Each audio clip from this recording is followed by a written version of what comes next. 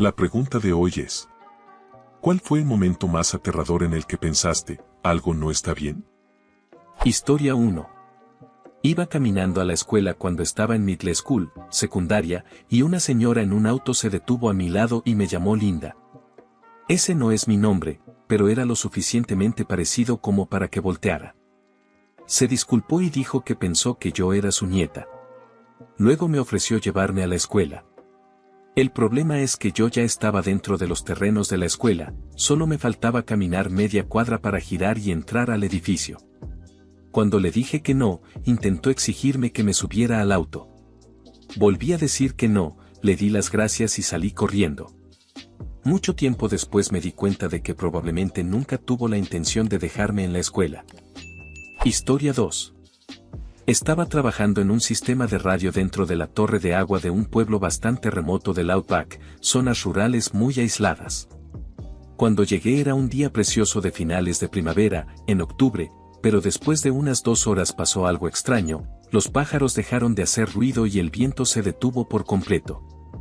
Saqué mi equipo del modo reposo, y lo marqué como prueba activa, porque tuve una sensación rarísima, como si no tuviera tiempo de hacer una revisión completa. Salí y me senté en el auto. Unos 90 segundos después, un rayo cayó directamente sobre la torre que acababa de dejar. Era el punto más alto en 200 kilómetros a la redonda. Literalmente fue el sonido más fuerte que he escuchado en toda mi vida. Sin exagerar. Historia 3. Había planeado visitar a mi papá por la tarde. En la mañana le llamé para preguntarle si necesitaba algo, porque de todos modos iba a ir a la tienda y podía comprarle algunas cosas. No contestó. Se me hizo un poco raro, pero no del todo extraño en él. Aún así, esa idea se me quedó dando vueltas en la cabeza. Volví a llamar unos 30 minutos después. Nada otra vez. Ni al teléfono fijo ni al celular. Entonces decidí manejar hasta su casa antes de lo previsto para ver si todo estaba bien. No sé cómo explicarlo, pero simplemente sabía que algo había pasado. Lo encontré sin vida en su casa. Se había caído y sufrió un golpe fatal en la cabeza. Hasta el día de hoy no sé qué fue peor, encontrarlo así, o esos 30 minutos de camino en los que la sensación de que iba a entrar a una escena como esa no dejaba de crecer. Historia 4. Vivía a unas 5 horas de mis padres y pasé Semana Santa con ellos. El plan era pedir libre el lunes y regresar ese día, pero por alguna razón decidí volver la noche del domingo. Me desperté alrededor de las 3 de la mañana por un ruido extraño y toqué la lámpara táctil junto a mi cama. Hizo un sonido fuerte, como un chasquido, y se apagó. Pensé, algo no está bien. Me levanté y agarré la manija de la puerta del cuarto. Estaba tan caliente que de inmediato retiré la mano. Resultó que todo mi departamento estaba en llamas. El incendio comenzó en la sala por un enchufe eléctrico defectuoso y para cuando me levanté ya se había extendido al comedor. Las únicas salidas eran cruzar la sala hasta la puerta principal o pasar por el comedor y la cocina hasta la puerta trasera.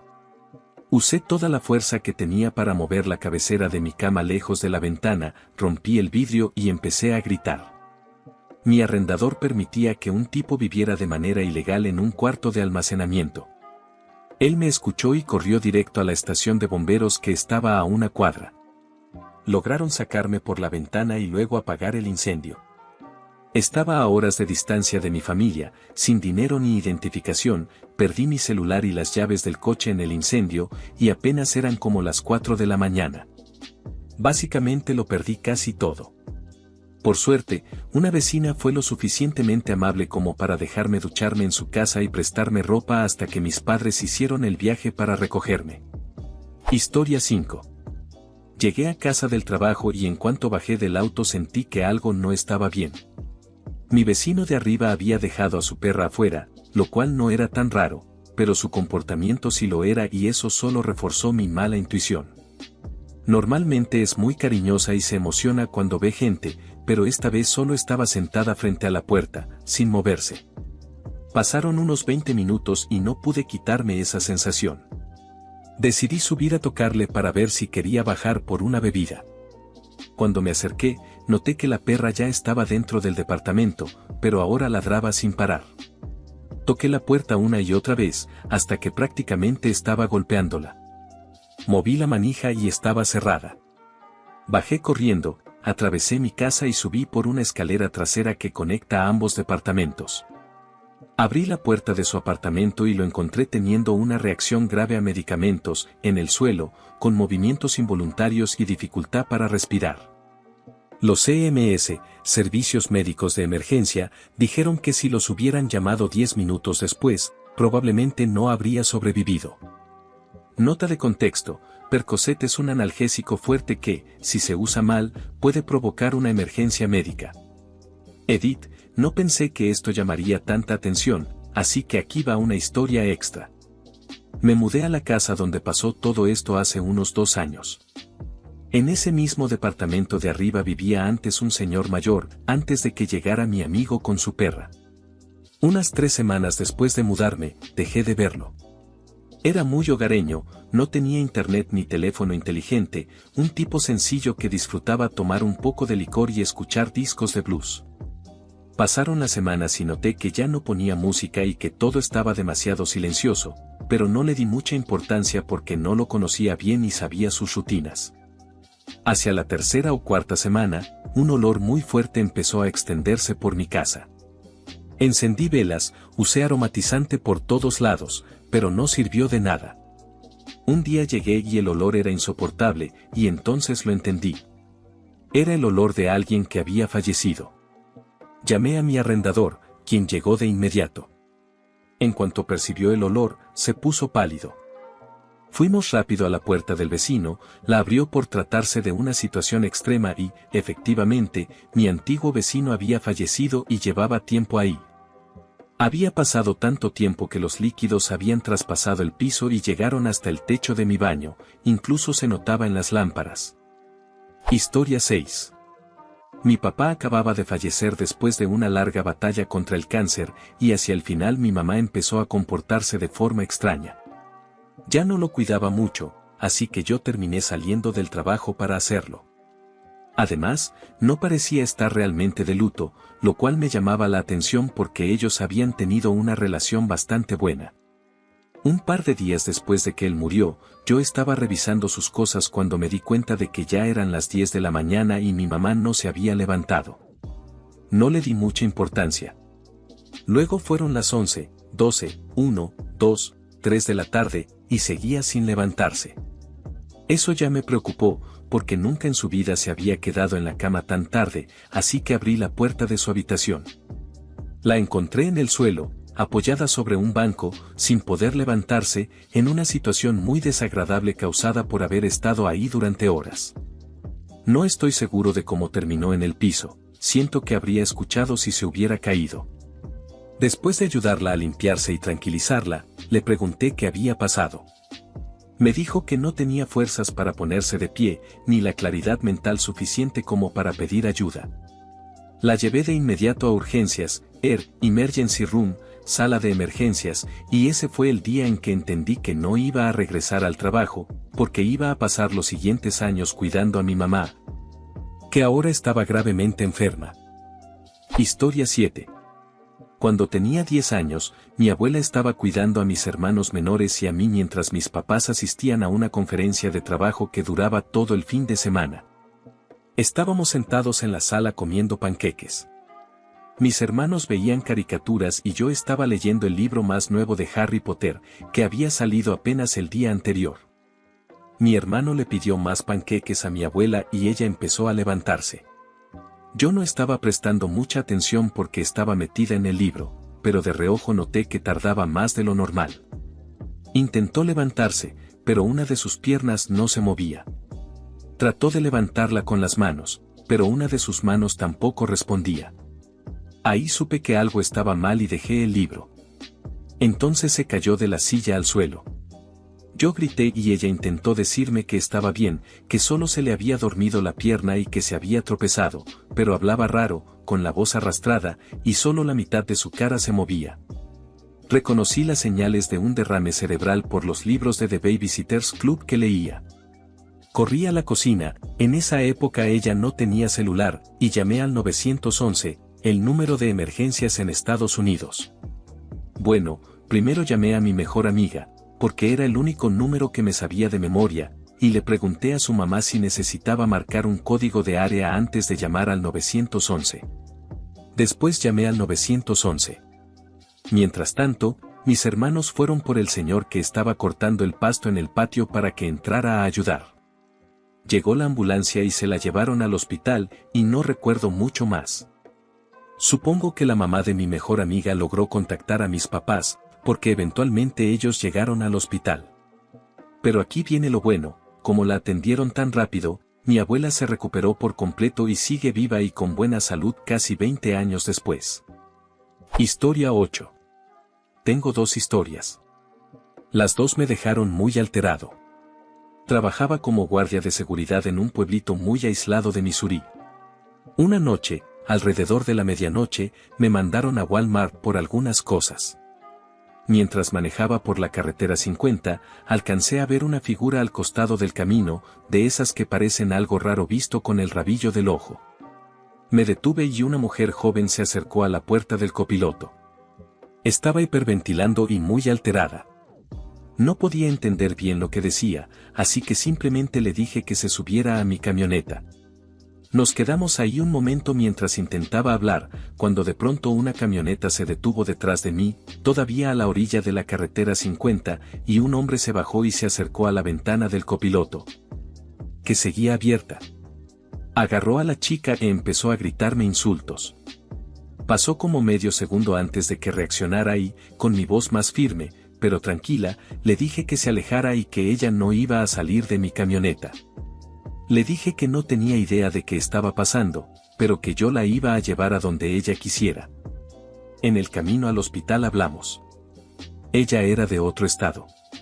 Unos tipos que conoció a través de un amigo la atacaron, la llevaron a un campo y la golpearon hasta que fingió estar inconsciente. Logró escapar por la parte trasera de la camioneta cuando se detuvieron a cargar gasolina. Normalmente no me detengo por desconocidos a medianoche, pero algo en el estómago me hizo frenar de golpe por esa mujer. La otra historia también es en Missouri, cuando seguía trabajando de seguridad. Yo solía trasladar a chicas para shows privados. Una de ellas decidió organizar un show por su cuenta para ganar dinero sin tener que darme propina, supongo. Los tipos no le dieron la dirección de la fiesta, solo le dijeron que los encontrara en una gasolinera cerrada cerca de la carretera 50. De camino, ella se puso nerviosa y me llamó. Yo estaba en la cama, medio dormido, pero al escucharla intenté convencerla de que se regresara. Ella insistió en ir porque necesitaba el dinero. Incluso hizo un comentario tipo, si no vienes conmigo, será tu culpa cuando desaparezca y salga en las noticias. Así que fui a encontrarme con ella en la gasolinera vacía.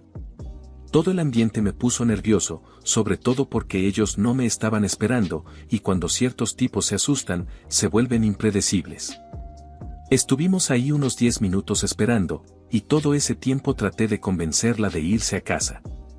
De pronto llegaron 3 vehículos con varios tipos dentro. Todos estaban borrachos o muy alterados. Ella se bajó del auto para ser amable, pero en cuanto yo bajé y me vieron, empezaron a gritar insultos y se fueron a toda prisa. No soy el tipo más rudo del mundo, simplemente creo que no esperaban que hubiera un testigo. Consejo final, eviten la carretera 50. Historia 9. Durante el primer confinamiento en el Reino Unido, no había visto a mi papá, que vivía solo, en 3 meses, aunque hablábamos por teléfono todos los días sin falta. Una noche, alrededor de las 2 de la mañana, mientras me quedaba dormida, de repente empecé a sentir una ansiedad abrumadora, a sudar y a tener esa sensación clara de que algo no estaba bien. No pude volver a dormir por la preocupación, así que decidí llamar a mi papá, que era noctámbulo y normalmente estaría despierto, pero para mi sorpresa, no contestó. Desperté a mi pareja y le dije que algo estaba muy mal y que mi papá no había respondido, lo cual hizo que mi ansiedad se disparara. Él sugirió que, si por la mañana seguía sin contestar, iríamos a revisarlo. Sin embargo, no pude quitarme esa sensación, así que a las 3 de la mañana mi pareja y yo nos subimos al auto y conducimos 3 horas hasta la casa de mi papá. Al llegar, entré y encontré a mi papá mirando fijamente la pared, con un color gris amarillento, hablando arrastrado y completamente confundido sobre dónde estaba. Llamé de inmediato a una ambulancia, y pasó las siguientes 4 semanas en el hospital por insuficiencia renal aguda causada por una cirrosis hepática en etapa avanzada que no había sido diagnosticada. Nunca olvidaré cuando el médico me dijo que, si hubiera llegado unas horas más tarde, habría tenido que llamar a una funeraria y no a una ambulancia. Debido a la confusión repentina que puede causar la cirrosis, él realmente creía que el control remoto del televisor era su teléfono, por eso no buscó ayuda. La insuficiencia renal puede aparecer muy rápidamente, y la combinación de ambas condiciones puede ser mortal en poco tiempo. Así que el hecho de que yo llegara esa madrugada fue crucial para que recibiera tratamiento a tiempo. Mientras escribo esto, mi papá viene manejando a mi casa para pasar Navidad con nosotros, y los síntomas de la cirrosis están bajo control. Un final feliz. A veces, la ansiedad puede ser un regalo que salva vidas. Historia 10. Esto pasó hace unos 10 años. Mi abuela aún vivía, ya estaba muy delicada, y, por eso, mi papá y yo la visitábamos seguido en el asilo donde estaba. Mi abuela ya no podía valerse por sí sola y en ese entonces tenía casi 100 años. Ese día fuimos a verla y yo andaba caminando por el asilo, que estaba en remodelación, cuando algo me hizo quedarme un rato más en el pasillo principal. No sé por qué, normalmente voy directo a la sala y espero ahí a mi abuela. De repente escuché un golpe fuertísimo. Corrí por el pasillo hasta los baños públicos y encontré a una señora de unos 80 y tantos años tirada boca arriba en el suelo, con mucha sangre. Había salido del cubículo, se dio la vuelta para cerrar la puerta, se tropezó con sus zapatos, cayó hacia atrás y se golpeó la cabeza contra una banca cerca de la entrada. Por suerte, yo había sido encargado de primeros auxilios durante 5 años, así que sabía qué hacer. La ayudé a sentarse en el piso, recargada contra la pared, saqué pañuelos limpios y traté de detener la hemorragia, había muchísima sangre. El problema es que, como el asilo estaba en remodelación, nada funcionaba. Los botones de emergencia no servían. Los botones para llamar a enfermería tampoco. El puesto de enfermeras en la entrada estaba vacío, y esta señora seguía perdiendo sangre. No podía dejarla sola para buscar ayuda porque probablemente se desmayaría, y además no sabía a dónde ir, porque, como no había señales claras en ningún lado. Ahí estuve, esperando, intentando calmarla y evitar que la sangre siguiera saliendo, cuando finalmente entró un señor mayor al baño y vio la escena. Me preguntó: ¿quieres que vaya por las enfermeras? Sí. Ahora mismo. Salió corriendo por el pasillo y, unos 10 minutos después, por fin llegaron las enfermeras. Para ese momento, yo ya llevaba entre 10 y 15 minutos ahí antes de que ese señor apareciera, así que en total pasó casi media hora. Si yo no hubiera ido a visitar a mi abuela, si no me hubiera quedado parado en ese pasillo, esa señora se habría desangrado y muerto antes de que alguien la encontrara. La única razón por la que llegaron las enfermeras fue porque ese otro hombre fue a buscarlas. Ellas se hicieron cargo y llevaron a la señora para que le atendieran la herida en la cabeza. La semana siguiente volví a visitar a mi abuela y, en cuanto entré al asilo, había letreros enormes pegados por todos lados que decían: estación de enfermeras por aquí. Vaya, me pregunto cómo habrá pasado eso. Historia 11. Esto es un poco largo, pero es lo más aterrador que me ha pasado en la vida. Yo era solo un niño cuando una vez mi abuelo decidió llevar a mi primo y a mí a la gasolinera para comprar diésel para el tractor. Vivíamos en una granja en medio de la nada, así que no había mucho más que hacer. Íbamos los 3 apretados en su camioneta S10 de cabina sencilla. Yo iba en el asiento del medio y mi primo del lado del copiloto. Ambos teníamos 12 o 13 años y, para los estándares de ese pueblo, llevábamos el cabello largo para ser chicos. Cuando llegamos a la gasolinera, mi abuelo se estacionó junto a una bomba y entró al local, dejando las llaves puestas y a nosotros con el cinturón abrochado dentro de la camioneta. Vivíamos en un pueblo pequeño donde casi nunca pasaba nada, así que eso no era raro. Todo parecía normal, hasta ese momento. Justo antes de que mi abuelo entrara, un hombre mayor, de más o menos su edad, que estaba sentado en una banca afuera, lo detuvo y nos señaló. No pude escuchar lo que dijeron, pero de repente tuve una sensación muy extraña. Mi abuelo entró después de esa breve interacción, y el hombre no dejó de mirarnos desde el otro lado del estacionamiento. De pronto se levantó y empezó a caminar directamente hacia nosotros. Mi primo y yo entramos en pánico. En cuanto llegó a la camioneta, abrió la puerta del conductor. Mi primo se desabrochó el cinturón y me gritó que me bajara mientras él salía. Yo empecé a presionar el botón del cinturón, pero estaba atorado y el cinturón se apretó aún más contra mí por el pánico. Mi primo volvió a asomarse e intentó ayudarme, pero se dio cuenta de que también estaba trabado y salió de inmediato. El tipo me miró y sonrió, y luego estiró la mano hacia las llaves en el encendido. Hasta el día de hoy recuerdo esa sonrisa y ver sus dedos tocar la llave. Todavía me da escalofríos. En ese momento pensé que todo había terminado para mí. Lo siguiente que vi fue a mi primo asomándose de nuevo, esta vez con un martillo que había agarrado de la parte trasera de la camioneta, gritándole que estaba a punto de golpearlo. El hombre levantó las manos de inmediato y dijo que solo estaba bromeando, se bajó y se fue caminando detrás de la gasolinera, justo cuando mi abuelo salió sin sospechar nada. Cuando mi abuelo volvió a la camioneta, tratamos de explicarle lo que había pasado, pero no lográbamos expresarnos bien. Creo que era el shock, y además él era mayor y no esperaba algo así en nuestra zona. Al llegar a casa se lo contamos al resto de la familia. De inmediato le preguntaron a mi abuelo qué le había dicho ese hombre. Él contó que solo le preguntó si nosotros éramos sus nietas, pero no le dio importancia porque el hombre parecía tener problemas para oír. Ahí entendimos todo. Ese tipo pensó que éramos dos niñas y planeaba llevarnos. Si mi primo no hubiera reaccionado tan rápido, no sé si hoy estaría aquí contando esto. Esto me dejó marcado de por vida. Lo recuerdo todo con claridad. Estaba completamente aterrorizado y lloré todo el camino de regreso, mientras mi primo me abrazaba. Ese hombre me miró y sonrió como si disfrutara mi miedo. Fue algo profundamente perturbador. Aún hoy, a veces sueño con eso. Cuando mi abuelo finalmente entendió la gravedad de lo ocurrido, reunió a los hombres de mi familia y regresaron de inmediato a la gasolinera. Llamaron a la policía y buscaron al tipo por casi una hora, pero nunca lo encontraron. Nunca fue atrapado. Historia 12. Ya he contado esta historia antes, pero aquí va otra vez. En una noche muy oscura de enero, yo iba manejando un tráiler con 2 remolques de 20 pies hacia el sur por la carretera US 93, en Arizona, Estados Unidos. Esa vía era tristemente famosa y la conocían como la carretera de choques frontales. En ese momento estaba en construcción, pasando de 2 carriles a una autopista dividida de 4 carriles.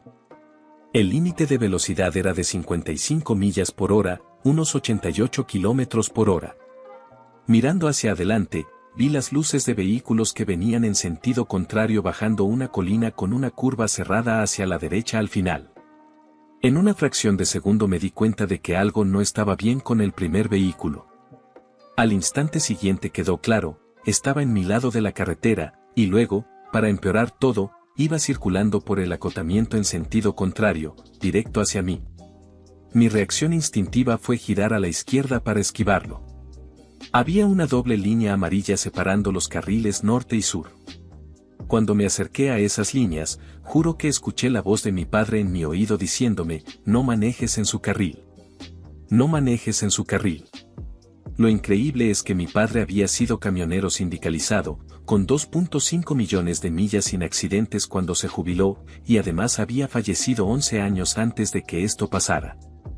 Para ese momento ya había soltado el acelerador y estaba frenando con cuidado, manteniéndome pegado a la doble línea amarilla, pero sin cruzarla, del lado correcto de la carretera. El otro conductor vio que se dirigía directo a unos barriles amarillos de impacto colocados al final de un guardarraíl y giró bruscamente para regresar a su carril. En ese instante yo ya iba a unos 35 millas por hora, mientras que él iba aproximadamente a 65 millas por hora, según el investigador del accidente. y impactó contra la llanta delantera del lado del conductor de nuestro tráiler. El golpe arrancó la llanta del eje y desprendió el filtro de combustible del motor.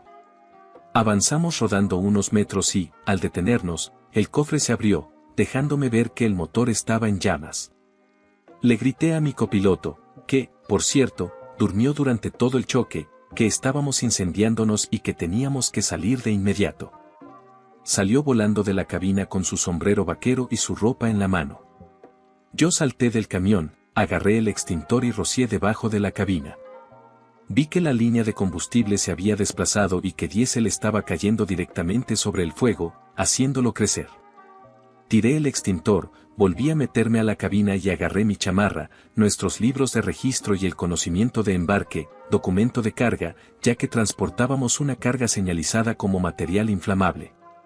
Mientras tanto, el otro vehículo se había detenido a varios cientos de pies más adelante. Cuando llegó DPS, el Departamento de Seguridad Pública de Arizona, encontraron una caja de cervezas en el asiento trasero del otro vehículo, con varias botellas vacías. Y cerraron la escena como delito por conducir en estado inconveniente. A los equipos de rescate les tomó 1 hora cortar el techo del vehículo para sacar al conductor, que tenía una pierna fracturada. Su hermano, que iba en el asiento auxiliar, tenía un brazo roto. Nuestro tráiler y el primer remolque se incendiaron por completo. Nunca olvidaré el sonido de las llantas explotando por el fuego. 110 libras por pulgada cuadrada de presión hacen un ruido brutal cuando revientan. Un par de meses después recibí una carta de reconocimiento por parte de DPS. El investigador del accidente me dijo que los 2 hermanos probablemente le debían la vida a la forma en que manejé la situación. Todo pasó en cuestión de segundos, pero 16 años después todavía me emociona recordarlo. Historia 13. Acababa de estacionar mi auto en el trabajo, me bajé y rodeé el coche para ir a la cajuela cuando noté a un corredor en el estacionamiento que no reconocí. Antes y después del trabajo es común ver gente trotando o caminando desde otros negocios del parque industrial, así que no era algo raro. Pero por alguna razón, ese tipo me hizo sentir que no debía darle la espalda. No estaba actuando extraño ni haciendo nada fuera de lo normal, simplemente fue una corazonada. Empecé a buscar en la cajuela y mi comida se había ido hasta el fondo. Con mis brazos cortos no alcanzaba desde afuera, así que sabía que tendría que inclinarme bastante para agarrarla. Cuando empiezo a hacerlo, sigo mirando al corredor con el rabillo del ojo y veo que deja de correr y empieza a moverse con cuidado entre los autos, avanzando en dirección al mío. Viéndolo en retrospectiva, debí cerrar la cajuela de golpe y correr hacia la entrada del edificio. Pero lo que hice fue girarme, enfrentarme hacia donde venía y gritar. «Buenos días. ¿Puedo ayudarle?». Justo cuando apareció por detrás de la SUV junto a mi coche, se sorprendió, se dio la vuelta y salió corriendo. Un segundo después, uno de los gerentes salió a toda velocidad por la puerta principal gritándome que entrara de inmediato, que había una persona peligrosa en el estacionamiento. Nunca volvimos a ver a ese tipo, pero me aseguré de que todos estuvieran atentos por si aparecía de nuevo. Desde entonces sé que no hay que distraerse con el celular en los estacionamientos. ¿Quién sabe qué habría pasado si yo hubiera estado distraída? ¿El gerente habría salido a tiempo?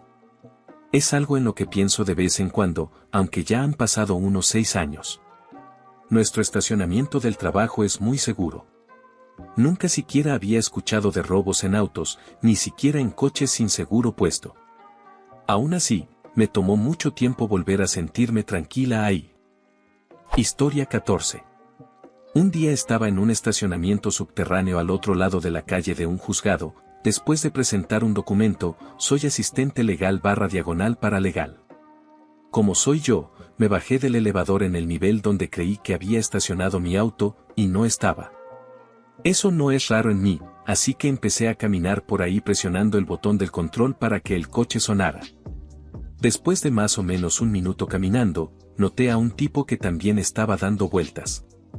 No parecía seguirme directamente, pero aún así me daba mala espina, así que empecé a vigilarlo de reojo. No había nadie más en ese nivel, solo él y yo.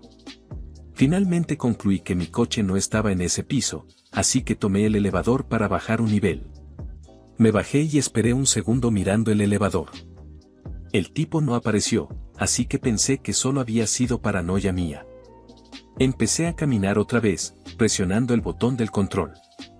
Entonces, al dar vuelta en una esquina, ahí estaba otra vez.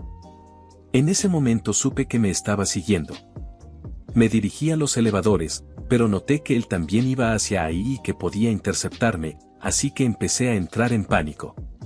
De nuevo, estábamos completamente solos en ese nivel. Justo entonces, se abrieron las puertas del elevador y salieron dos hombres con traje. Corrí hacia ellos y dije en voz alta y riéndome: «Ah, ahí están.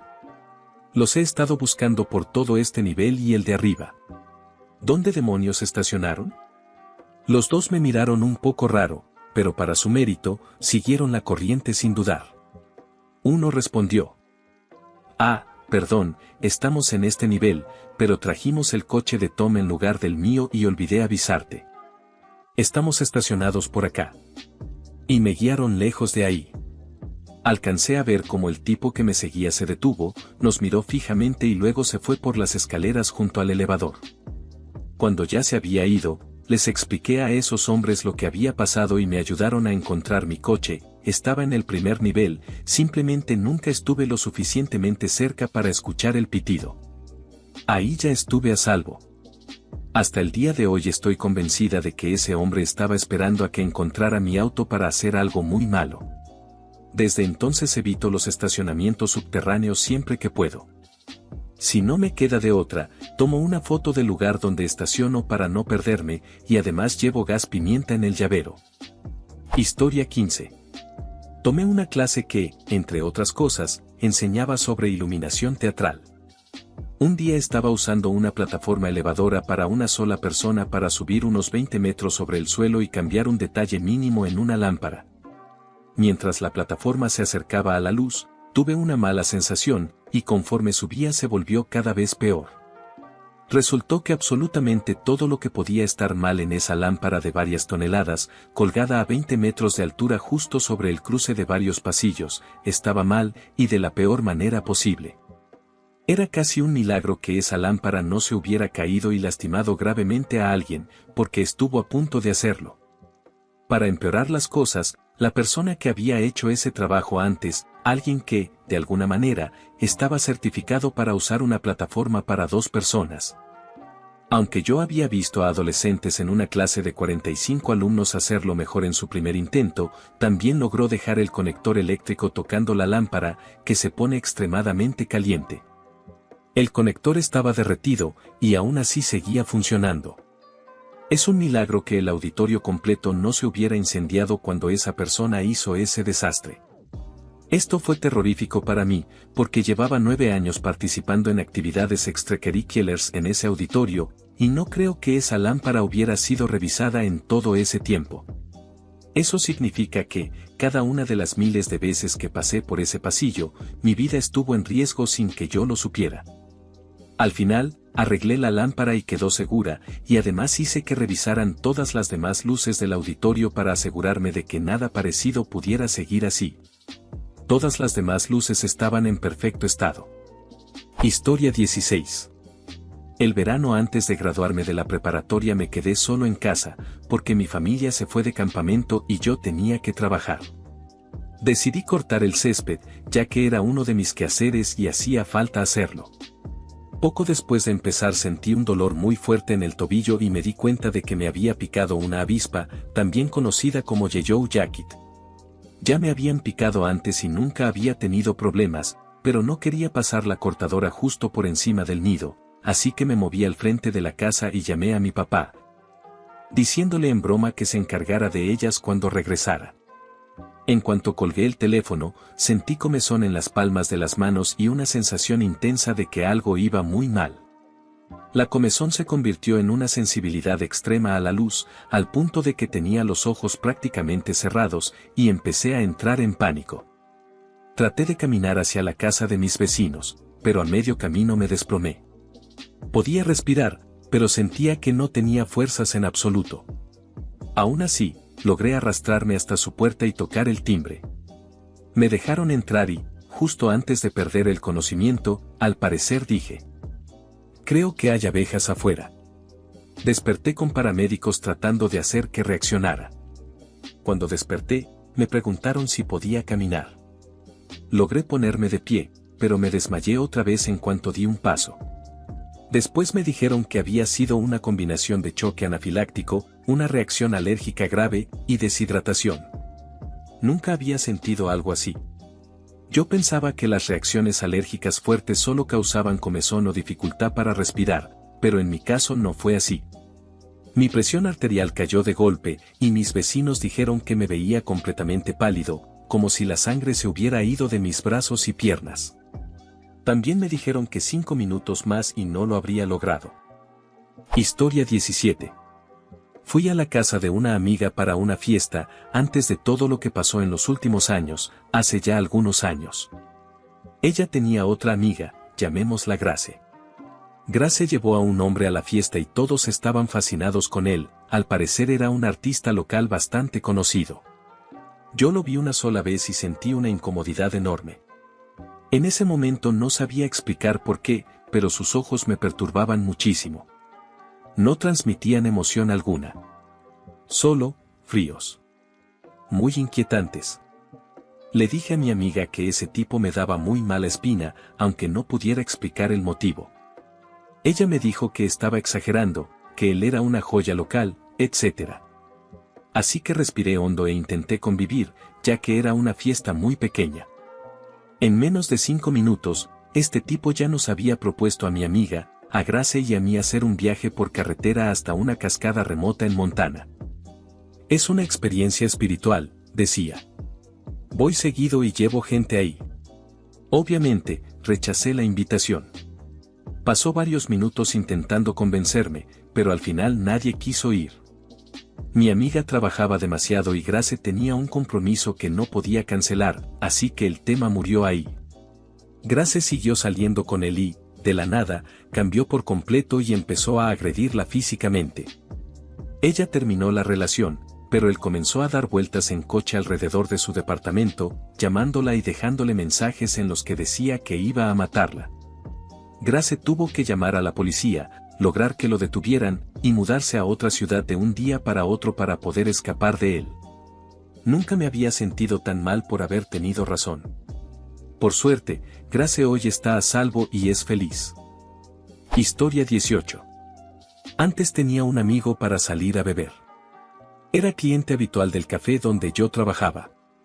Un día me preguntó si quería ir por unas copas, acepté y así empezó nuestra amistad de salidas. En ese tiempo yo bebía bastante. Para que te des una idea, mi compañera de cuarto y yo solíamos tomar 5 shots solo para empezar a sentir algo, y luego seguíamos bebiendo toda la noche. Una noche este tipo me invitó a salir con sus amigos a un pub. Yo pedí mi primera bebida por mi cuenta, y la segunda él se ofreció a pagarla. Para ese punto ya le tenía cierta confianza, así que no fui a la barra con él cuando fue por la bebida. Volvió, me la dio y me la tomé. En cuestión de minutos supe que algo estaba mal. Empecé a sentir la cabeza dando vueltas, hablaba raro y me sentía mucho más afectada de lo normal. De inmediato supe que tenía que irme.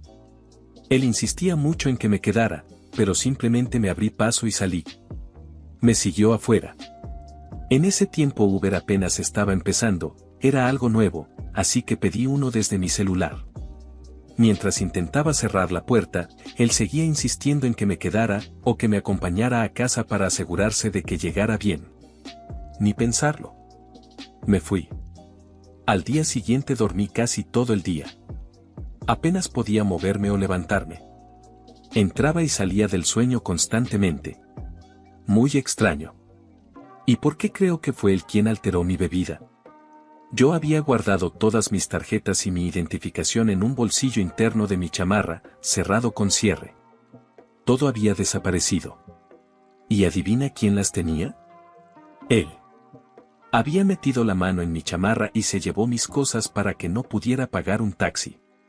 Lo que no esperaba era que Uber acababa de salir, y gracias a eso sí pude irme. Historia 19. Esto pasó en el centro comercial local hace algunos años. Yo estaba ahí con una amiga. Ella entró al baño y yo me quedé esperando sola afuera, ya era casi hora de cerrar, así que no me sorprendió cuando un supuesto guardia me dijo que ya casi era momento de irse. Pero antes de poder responderle, lo miré bien y sentí que el estómago se me revolvía. No era un guardia, aunque actuaba como si lo fuera. Luego me ofreció acompañarme hasta la salida del edificio. La gente pasaba caminando cerca y entonces noté que su gafete era de plástico, como de una tienda de juguetes. Simplemente le dije que no y seguí esperando a mi amiga. Cada vez que lo miraba me daban escalofríos y una sensación horrible. Cuando mi amiga salió del baño, él ya no estaba. Ella me preguntó con quién estaba hablando y, cuando se lo conté, nos fuimos de ahí de inmediato. Una semana después volví al centro comercial a comprar unas cosas y le pregunté a un guardia real por el tipo que había visto. Me dijo que ya lo habían sacado varias veces, porque se hacía pasar por guardia para intentar que adolescentes lo acompañaran hasta su coche.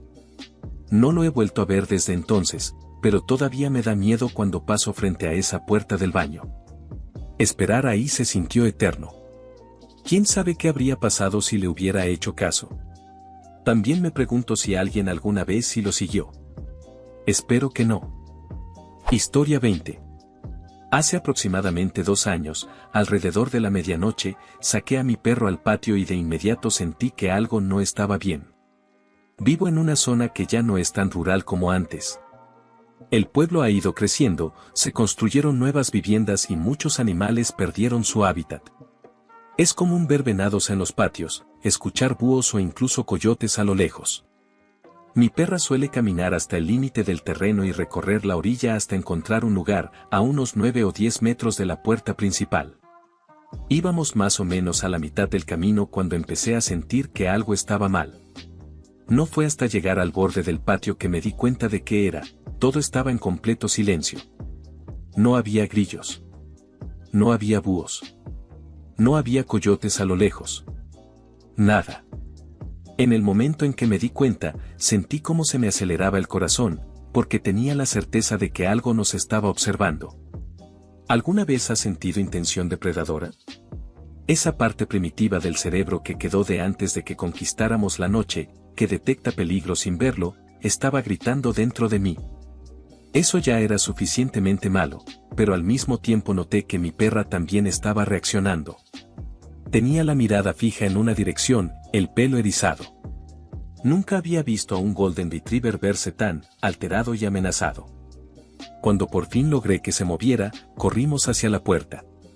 No recuerdo haber tomado conscientemente la decisión de correr, ni el momento exacto entre empezar a moverme y abrir la puerta. Solo sé que nunca antes ni después he recorrido esa distancia tan rápido. Durante meses, cuando salíamos de noche, mi perra no avanzaba más de 1,5 metros más allá de la banqueta. Meses después pusimos una cerca en el patio trasero y aún así no quería salir sola. Todavía hoy se nota que no le gusta. Sé perfectamente lo que se siente estar cerca de coyotes. Ninguno de los dos se había sentido amenazado por ellos antes, así que puedo decir con seguridad que no era un coyote, ni siquiera un grupo. Nunca lo vi, pero se sentía más grande y más peligroso que eso. Nunca antes ni después he sentido algo así, esa presencia, esa sensación que gritaba peligro. No tengo idea de qué fue y, sinceramente, agradezco no haberlo descubierto jamás. Historia 21. Era media tarde, así que me sentía tranquila caminando por el callejón más corto desde el metro hasta mi departamento. Acababa de regresar de un viaje de fin de semana y llevaba una maleta con ruedas detrás de mí. Vi a un tipo sospechoso más adelante, pero no le di demasiada importancia porque, de nuevo, era pleno día y hacía sol. Incluso me sentí mal por asumir lo peor de alguien. Él volteó a verme, y yo hice el típico gesto de saludo rápido de chica citadina, caminando con seguridad. Tal vez habría funcionado si no pareciera de 15 en lugar de 25. Mientras caminábamos las siguientes cuadras, noté que él empezaba a reducir la distancia entre nosotros. Así que yo también bajé el ritmo. Llegó un punto en que ambos avanzábamos ridículamente lento, él tratando de acercarse y yo tratando de mantener el espacio.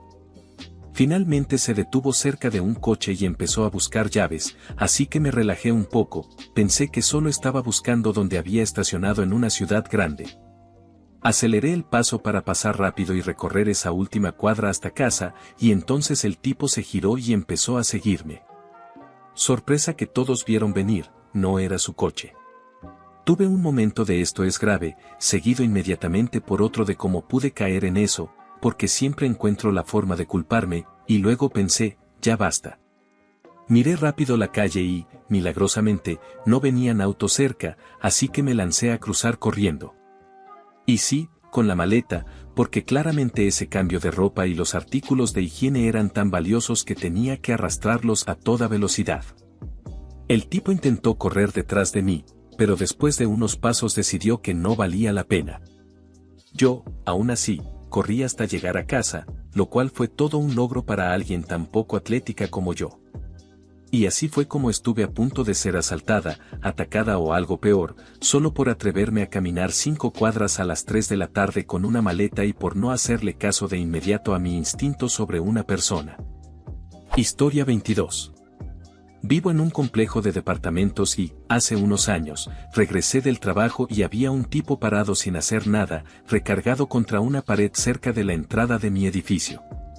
Algo se sintió mal de inmediato, la gente normalmente no se queda así. Estaba completamente inmóvil y mi instinto gritaba peligro. Luego pensé algo como, es una persona negra. Si usas la otra entrada solo por eso, estarías actuando mal. Así que, por alguna razón, decidí pasar junto a él para entrar al edificio y demostrarme que no estaba evitando a alguien por prejuicio. Caminé junto a él y, en cuanto pasé, lo escuché empezar a moverse. Pensé, esto no está bien y empecé a voltearme justo cuando me atacó por la espalda con un objeto punzante que llevaba oculto. El hecho de haberme girado probablemente me salvó la vida, porque el golpe fue en ángulo y no de frente. Corrí por los 3 escalones que llevan a la entrada, pensando que tener altura podría ayudar si volvía a atacar, pero el tipo se asustó y salió corriendo. Llamé a la policía y, sorprendentemente, lograron encontrarlo a unas cuadras, todavía con el arma. En resumen, terminó cumpliendo 14 meses de prisión. La herida resultó ser superficial. Al principio no quería ir al hospital, pero la policía prácticamente me obligó. Me explicaron que si iba al hospital podían imputarle un cargo más grave, si no, las opciones eran más limitadas. Por eso insistieron. Al final no me arrepiento, porque en el hospital me hicieron una resonancia magnética, MRI, y detectaron un crecimiento en la tiroides.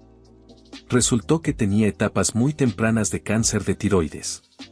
Un año después me retiraron el lado derecho de la tiroides y encontraron un núcleo de células cancerosas.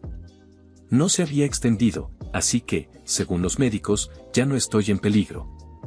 Así que, supongo que todo salió lo mejor posible dentro de lo malo. Tenía un seguro médico pésimo que no cubría los gastos del hospital, así que básicamente estaba sin cobertura. El hombre que me atacó fue ordenado por el juez a pagar los gastos médicos y hasta ahora me ha enviado unos $700. La verdad, no esperaba recibir nada, así que eso se agradece. Hace poco terminé de pagar la cuenta principal del hospital, pero todavía debo la ambulancia y radiología, ya que todo se factura por separado. En total recibí cuentas del hospital, del departamento de radiología, de los honorarios médicos y de la ambulancia. 2 de las 4 ya están pagadas. Historia 23. Acepté que un amigo me llevara a casa. Era un pueblo pequeño, de esos donde todos se conocen. Mi novio se había ido temprano de la fiesta, y este amigo dijo que con gusto me llevaba. No lo pensé 2 veces. Horas después yo estaba muy tomada. Él empezó a manejar rumbo a mi casa mientras yo jugaba con la radio y hablaba sin parar. Pasó un rato, el trayecto era de unos 35 minutos, y de pronto me di cuenta de algo, había dejado de hablar. En ese instante algo cambió dentro de mí. Todos mis sentidos se activaron. De repente estaba completamente lúcida. ¿Adrenalina? No lo sé. Noté que íbamos por un camino rural. Yo vivía en el campo, así que todos los caminos lo eran, pero ese definitivamente no era la ruta directa a casa. Entonces miré su cara. Él no estaba ahí. Estaba perdido en su mente. Y lo único que sentí fue terror. Es difícil de explicar, pero siento que fue algún tipo de mecanismo de defensa. Yo sabía que estaba en peligro. Fue algo totalmente inesperado. Crecí con este chico, lo conocía desde siempre. En ese momento empecé a hablarle sin parar. Lo llamé por su nombre, mencioné a amigos en común, hice conversación trivial, traté de ser lo más amable y ligera posible. Lo forcé a mirarme. Y lo único que puedo decir es que lo saqué de ese lugar oscuro en el que estaba metido, de lo que fuera que estaba planeando. Hoy, muchos años después, a veces pienso en él y me pregunto qué tipo de cosas habrá hecho en su vida. Lo busqué en Facebook y vi que se casó, pero mucho más tarde. Esa alarma automática de peligro es una sensación que jamás voy a olvidar. No es que lo estuviera cuestionando ni que tuviera miedo antes. No había ninguna señal clara. Fue simplemente un sexto sentido que se activó de golpe. Si alguna vez lo has sentido, sabes exactamente de lo que hablo. Historia 24.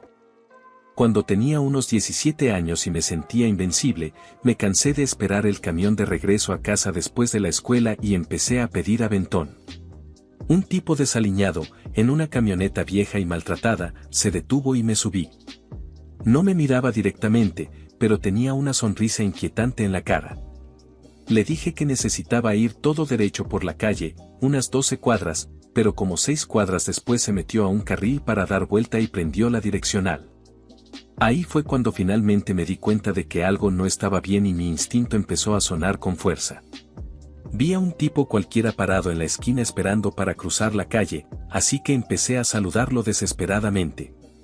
Luego dije en voz alta: «Rayos, ya me metí en problemas. Y ese es mi hermano y seguro me va a preguntar con quién venía en la camioneta». El tipo en la esquina nos miraba raro, probablemente tratando de entender quién era yo y por qué le estaba haciendo señas. En ese momento, la sonrisa del conductor desapareció, apagó la direccional y siguió derecho por la calle. Me dejó bajar 3 cuadras antes de mi casa. No tengo idea de por qué se me ocurrió empezar a saludar a ese desconocido, pero de verdad creo que eso me salvó de algo muy serio. Historia 25. ¿Alguna vez miras a una persona y simplemente sabes que es mala? Yo tenía 17 años en ese momento y trabajaba en una casa del terror. Interpretaba el papel de una paciente de manicomio con delirios. Estaba en mi lugar habitual, sentada en el suelo, con la cabeza entre las rodillas, fingiendo que lloraba, comenzando mi actuación para la persona que entraba. Sentí que alguien entró y tuve la sensación de que no debía levantar la mirada, pero en contra de mi instinto, y por no meterme en problemas, miré hacia arriba.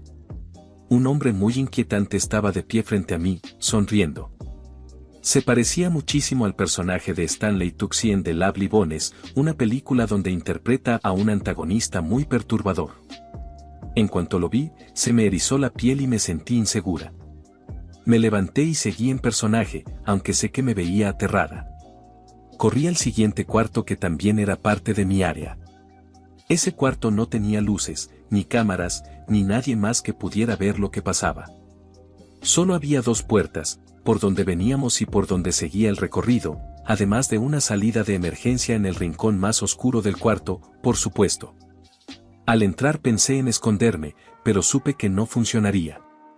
Miré alrededor y corrí hacia la única parte iluminada, que era la pared del fondo conectada con la siguiente sección del recorrido. Ahí estaba mi compañera Gina. Este hombre me asustó tanto que casi rompí personaje, tuve que forzarme a hablar y decir cosas para que Gina entendiera que no estaba bien. Me pegué a la pared.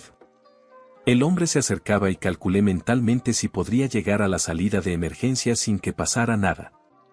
Él estaba a menos de 1 metro, preparándose para agarrarme, con las manos al frente, cuando Gina le gritó que se alejara de mí, que ella lo estaba viendo. Se miraron a los ojos, él bajó las manos, me miró y sonrió. Casi me derrumbo llorando. Salí corriendo a donde estaban los maquillistas para que llamaran a mi jefe y, si era necesario, a seguridad, para encontrar a ese tipo y sacarlo del recinto. Mi jefe lo encontró, lo siguió por el resto de la casa y, al final de la noche, me dijo que le había hecho perder el tiempo, porque el tipo no intentó nada con nadie más. He sido acorralada por muchos hombres y he sabido mantenerme firme. Incluso me han golpeado y he reaccionado con calma, pidiéndoles que se sentaran. Pero este hombre me hizo sentir completamente indefensa solo con su presencia. Sé que levantar la mirada fue lo correcto, pero nunca se había sentido tan mal como la reacción de mi cuerpo al tenerlo en el mismo cuarto cuando entró por primera vez. Historia 26. Trabajo turno nocturno en una residencia de alta atención, justo al lado de un refugio para hombres, estancias individuales de larga duración. La mayoría del tiempo nos llevamos bien. Algunas noches los hombres de al lado se ponen inquietos y se acercan a la residencia tocando puertas. Normalmente podemos redirigirlos de vuelta sin problemas. Por seguridad, por la noche tenemos luces con sensor en cada entrada. Casi siempre se activan por el mismo hombre que suele olvidar dónde vive. La noche en cuestión llegué al trabajo y noté que una luz con sensor parpadeaba justo sobre el sendero y el jardín. No le di importancia y empecé a prepararme para bajar del auto, que estaba cerrado, para entrar al edificio. De repente sentí un nudo enorme en el estómago que me hizo quedarme sentada. En ese momento, la luz se apagó por completo y todo quedó a oscuras. Encendí el auto y prendí las luces altas, justo a tiempo para ver a un hombre escondido en el jardín por donde yo habría pasado para entrar al edificio. Y lo peor, llevaba algo pesado en la mano mientras intentaba huir. Llamé de inmediato a mi compañera, una mujer joven y rubia, que estaba dentro para decirle hacia dónde iba, que revisara todas las puertas y que no abriera hasta que la policía se lo indicara. Resultó que el sujeto ya era conocido por la policía por delitos graves. Además, había estado observándonos en la residencia desde hacía tiempo. Encontraron huellas dactilares en el exterior de las ventanas y pisadas en los parterres del jardín. Lo que todavía me quita el sueño es que, cuando la policía me informó, dijeron que su perfil de víctimas eran mujeres morenas de 1.65 metros, de mediados a finales de sus 20s. Soy la única del equipo que encaja con esa descripción. Historia 27. Era plena madrugada, unos 10 minutos después de que llegué a casa del trabajo. Escuché que tocaron la puerta y, al abrir, había 2 policías parados ahí. Parecían legítimos, uniforme, gorras, y un coche con luces policiales en el tablero. Dijeron que estaban persiguiendo a alguien y que necesitaban acceso a mi patio trasero. Les respondí que no había forma de que la persona que buscaban estuviera ahí. Yo tenía un dingo, perro grande, así que el patio tenía cerca de 4 metros de altura y un portón cerrado con llave.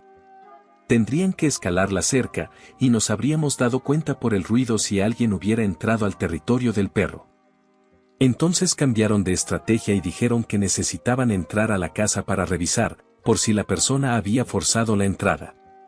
Les dije que no. Algo no estaba bien, sentía todas las alarmas encendidas en la cabeza. Insistieron e intentaron abrirse paso, pero la puerta con mosquitero estaba cerrada. Empezaron a amenazar, diciendo que volverían con una orden judicial y que me arrestarían por obstrucción, etc. Así que cerré la puerta de golpe y llamé directamente a la comisaría. El agente del turno nocturno fue muy amable y muy atento. Resultó que no tenían oficiales en esa zona en ese momento. Envió una patrulla y se quedó en la línea conmigo hasta que llegaron, para verificar quiénes eran realmente.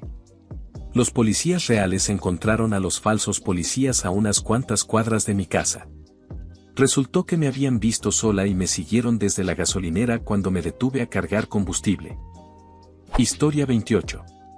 Cuando estaba en la universidad, alguien intentó entrar a mi departamento a las 2:30 de la madrugada, trepando por la ventana de mi habitación, que daba a la planta baja.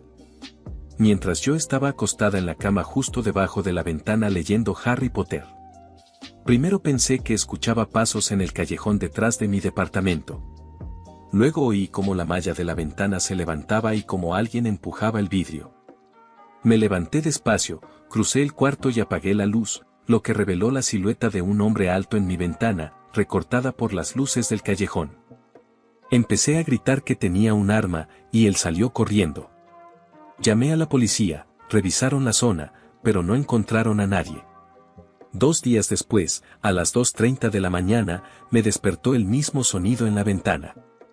Esta vez la luz ya estaba apagada, y al mirar hacia arriba vi la misma silueta. Volví a llamar a la policía. Llegaron rápido y registraron el callejón otra vez, pero tampoco lo encontraron. Al día siguiente, cuando salí de mi departamento para ir a clases, mi vecino inquietante, Kevin, un hombre de mediana edad que vivía en una zona llena de estudiantes, salió a su porche y me habló por primera vez. Me dijo: «Oye, ¿quieres subir a tomar un café?». Lo miré, viéndose exactamente como la silueta alta que había visto en mi ventana, y le respondí: «No, gracias, voy tarde a clase». Entonces insistió: «¿Estás segura? Solo tomará 1 minuto». Y no toma solo 1 minuto compartir un café con un vecino para conocerse. Claramente lo que él tenía en mente si tomaba solo 1 minuto, y obviamente no pensaba decirlo en voz alta. Y hasta aquí el video de hoy. Espero y les haya gustado, y no olviden visitar nuestro canal secundario de historias de dramas familiares y chismes, también de comentar una anécdota o experiencia similar al tema del video, dejen su like.